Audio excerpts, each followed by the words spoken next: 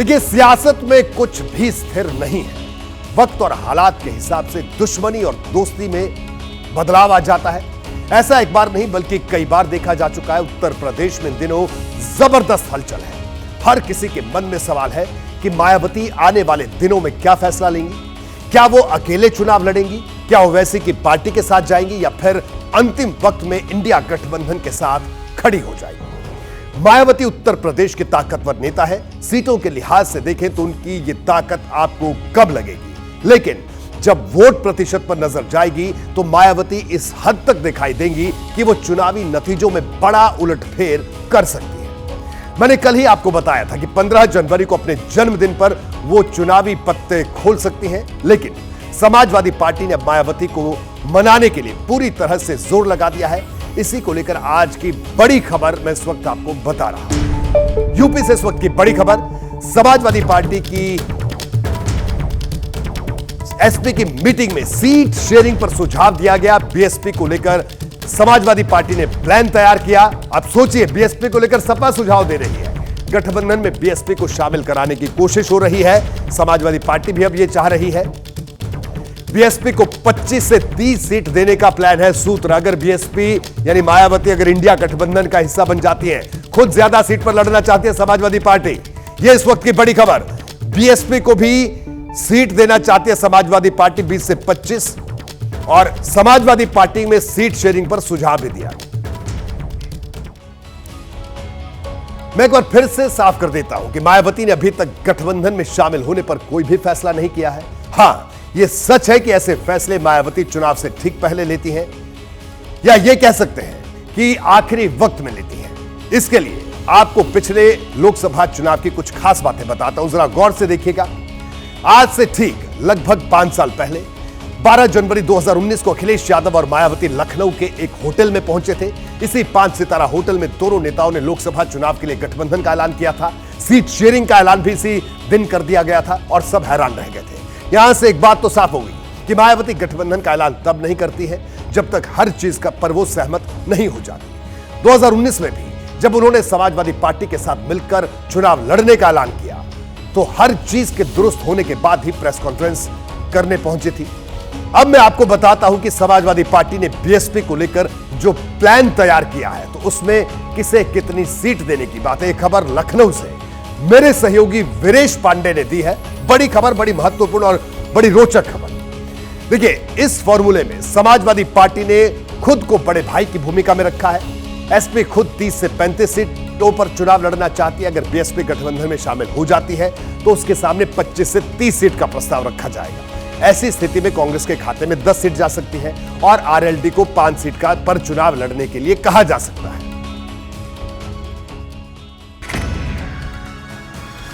जाहिर तौर पर समाजवादी पार्टी ने यह आंकड़ा विधानसभा चुनाव के नतीजों के आधार पर दिया है। ऐसे में समाजवादी पार्टी यह कह सकती है कि यूपी में अभी भी वो किसी भी विपक्षी पार्टी के मुकाबले ज्यादा पकड़ रखती है। लेकिन दूसरी तरफ मायावती ये कह सकती हैं, दावा कर सकती हैं कि जब 2019 में गठबंधन हुआ था तो वो समाजवादी पार्टी के मुकाबले 2 गुनी सीट पाई थी, और ऐसे में बसपा का दावा मजबूत होता है और भाजपा को रोकने के लिए वो दीवार बन सकती हैं, और जमीन पर उनकी पकड़ किसी भी विपक्षी पार्टी से ज्यादा है।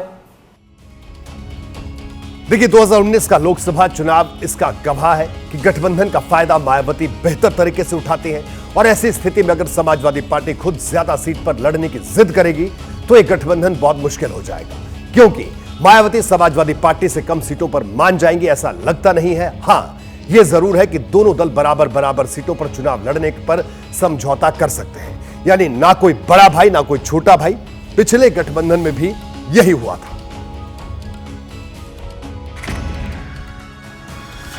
असली पेंच जो है वो ये है कि समाजवादी पार्टी और बहुजन समाज पार्टी के बीच में कौन कितनी सीटें लड़ेगा। जाहिर है, जिस तरह के नतीजे 2019 में आए थे उसमें सबसे ज़्यादा सांसद बहुजन समाज पार्टी के थे, तो मायावती जी ज़्यादा सीटें मांगेंगी। लेकिन विधानसभा चुनाव में अखिलेश जी के पास ज़्यादा सीटें थी, ज़्यादा वोट बैंक था, तो वो उतनी सीटें मायावती जी के हिसाब से देंगे कि नहीं देंगे।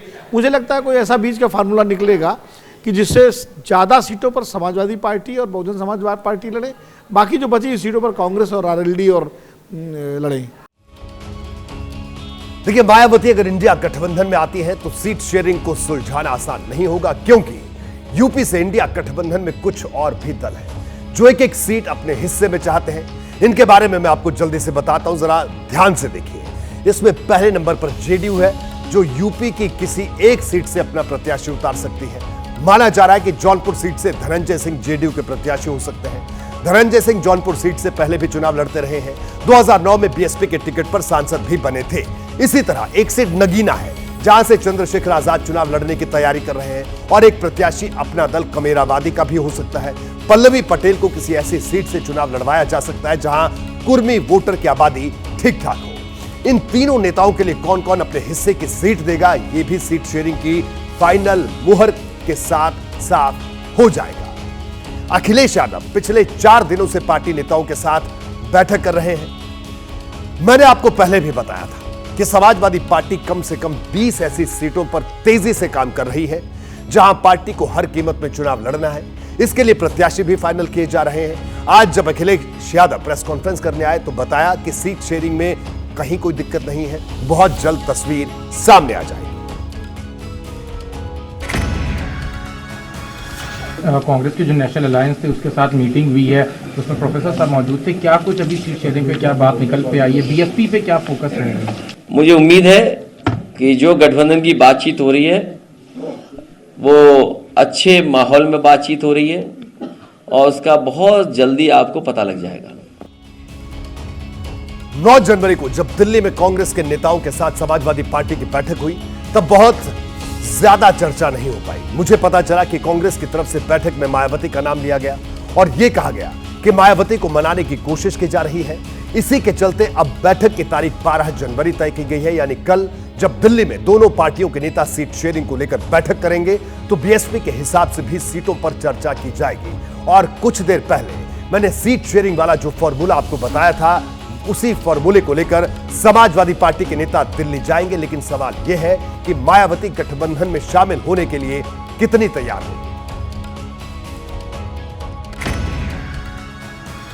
मायावती जी को अभी जो उत्तर प्रदेश का पॉलिटिकल असेसमेंट है वो समझ आने लगा है कि अगर वो अकेले लड़ती हैं भारतीय जनता पार्टी के खिलाफ तो कोई बहुत फायदा नहीं होने वाला, बल्कि उनका नुकसान हो सकता है। इसलिए वो भी नरम हो रहे हैं और अखिलेश जी भी इसके लिए थोड़ा सा नरम हो रहे हैं। अगर दोनों मिल जाएं जैसे पिछली बार किया गया था तो 15 सीटें हासिल हो गई थी, 10 सीटें कम कर दी गई थी भारतीय जनता पार्टी की, तो वही कोशिश की जाएगी। और अगर दोनों लोग अलग अलग लड़ेंगे तो बहुत मुश्किल होगी ये लड़ाई। लेकिन मायावती जी को तय करना है कि क्या वो प्री पोल अलायंस में जाना चाहती हैं। कल भले ही दिल्ली में समाजवादी पार्टी और कांग्रेस के नेताओं की बैठक हो जाए, लेकिन मायावती जब तक अपने पत्ते नहीं खोलती हैं तब तक इस बैठक का कोई बहुत बड़ा वजूद नहीं है।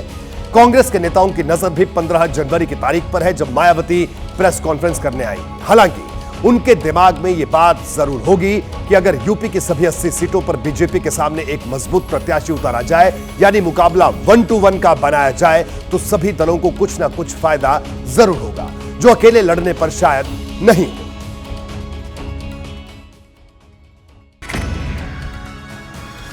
वोट जो होता है, जो मान लीजिए 3 पार्टियां बीएसपी, समाजवादी पार्टी, कांग्रेस और आरएलडी का समझौता हो जाता है और एक उम्मीदवार लड़ता है बीजेपी के मुकाबले, तो क्या जिस पार्टी का उम्मीदवार है उसके अलावा जो गठबंधन की पार्टियां हैं उनका वोट क्या ट्रांसफ़र हो जाएगा उसको, ये बड़ा सवाल है। अगर सबका वोट ट्रांसफ़र हो जाता है तब तो बीजेपी के लिए निश्चित रूप से बड़ी चुनौती होगी।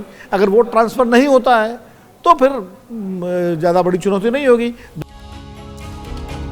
देखिए, समाजवादी पार्टी के हाव भाव को देखकर लगता है कि वो मायावती को लेकर पॉजिटिव है। कांग्रेस का रुख भी कुछ ऐसा ही है। दोनों ही दलों का मायावती की हां का इंतजार है। बहुत से लोग मानते हैं कि मायावती इंडिया गठबंधन में जाने का फैसला कर सकती है, क्योंकि अकेले लड़कर नतीजे कैसे आते हैं इसे उन्होंने विधानसभा चुनाव में देखा है। वैसे भी अब बीएसपी की बागडोर आने वाले दिनों में आकाश आनंद के हाथों में आने वाली है। ऐसे में मायावती नहीं चाहेंगी कि बीएसपी का जो जनाधार बचा है उसमें और ज्यादा कटौती हो। हालांकि कई लोग अब भी ऐसे हैं जो ये मानते हैं कि मायावती किसी भी सूरत में इंडिया गठबंधन में शामिल नहीं होंगी। कुल मिलाकर यह फैसला मायावती को करना है कि बीएसपी का भविष्य किस दिशा में ज्यादा सुरक्षित है। जैसे ही घड़ी का काटा दोपहर 2:30 पे आए, बबीता जी का दिल सास बहू साजिश के लिए मचल जाए। और ये है इनकी बहू, पूरे दिन ऑफिस की टेंशन हो जाए गॉन जब ये करें अपना फेवरेट शो फ्री टाइम पे ऑन। इनकी तरह आप भी देखें अपना फेवरेट शो अपने टाइम पर और डाउनलोड कीजिए एबीपी लाइव ऐप अपने स्मार्ट टीवी पर।